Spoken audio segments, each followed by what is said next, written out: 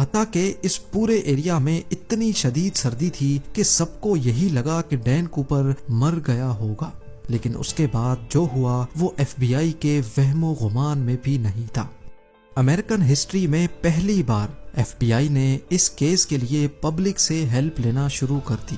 ڈین Cooper کا sketch اور $2 لاکھ کے سیریل نمبر بھی اخباروں میں شائع کیے گئے، اور ڈین کوپر کے بارے میں کوئی بھی انفارمیشن دینے پر انعام دینے کا وعدہ بھی کیا گیا۔ ان کا خیال تھا کہ کوپر اگر زندہ ہوگا تو وہ پیسے کہیں نہ کہیں ضرور خرچ کرے گا، لیکن حیرت انگیز طور پہ اس سیریل نمبر کا ایک بھی نوٹ کبھی بھی کہیں بھی دوبارہ ظاہر نہیں ہوا۔ لیکن معاملہ ابھی ختم نہیں ہوا تھا۔ قریب 9 سالوں کے بعد یعنی 1980 میں ایک واقعہ ہوا۔ صدرن واشنگٹن میں کولمبین ریور کے کنارے ایک بیچ ہے جس کو ٹینا بار کہا جاتا ہے۔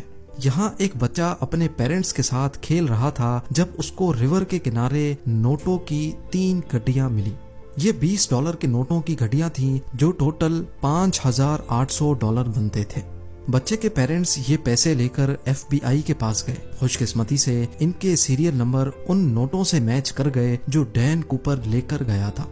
ڈین کوپر ہائی جیکنگ کیس میں 9 سالوں کے بعد یہ پہلی پروگریس تھی، لیکن بجائے کیس کو سالو کرنے کے اس واقعے نے کیس کو مزید الجھا کر رکھ دیا، کیونکہ یہ پیسے ڈراپ لوکیشن سے قریب 27 کلومیٹر دور پائے گئے تھے۔ پہلے یہ سمجھا گیا کہ ڈراپ زون میں واقع لوئس ریور میں یہ پیسے ڈین کوپر سے ہی گرے ہوں گے اور وہاں سے بہتے ہوئے کولمبین ریور تک آئے ہوں گے، لیکن بعد میں نوٹس کیا گیا کہ کولمبین ریور تو اپوزٹ ڈائریکشن میں فلو کرتی ہے، یعنی یہ پیسے لوئس ریور سے بہہ کر ٹینا بار بیچ تک کسی بھی صورت نہیں پہنچ سکتے۔ ایف بی آئی کے لیے یہ معاملہ تو سلجھنے کے بجائے الجھتا ہی جا رہا تھا۔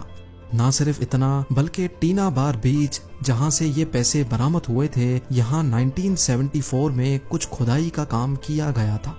ہائی جیکنگ کے 3 سالوں کے بعد ٹینا بار بیچ کے کنارے ایکسٹرا ریت ڈالی گئی تھی اور ملنے والے پیسے اس ریت کے اندر پائے گئے تھے۔ اس نئی انفارمیشن سے تو یہ ظاہر ہوتا ہے کہ ڈین کوپر یا پھر اس کے کسی ساتھی نے جان بوجھ کر کیس کو الجھانے کے لیے 3 سالوں کے بعد ٹینا بار بیچ پر آ کر یہ پیسے دفنائے تھے۔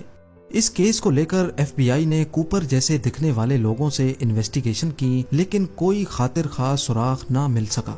کئی تھیوریز یہ بھی کہتی ہیں کہ کوپر شاید کوئی ٹرینڈ ملٹری کمانڈو تھا، کیونکہ جو پیراشوٹ وہ اپنے ساتھ لے کر گیا تھا وہ ایک ملٹری پیراشوٹ تھا، اور اس کو آپریٹ کرنا اس پیراشوٹ سے زیادہ مشکل تھا جو وہ پلین میں ہی چھوڑ کر گیا تھا۔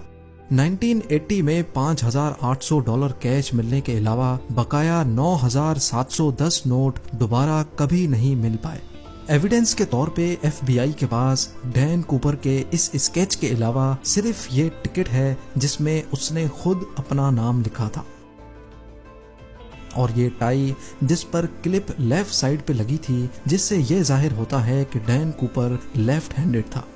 اس کیس نے ایف بی آئی کو پچھلے 50 سالوں سے سوالوں میں الجھا کر رکھا ہے۔ آج بھی ایف بی آئی کی ویب سائٹ پر اس کیس کی تمام ڈیٹیلز موجود ہیں، اور اس کیس کی فائل آج بھی کھلی ہوئی ہے۔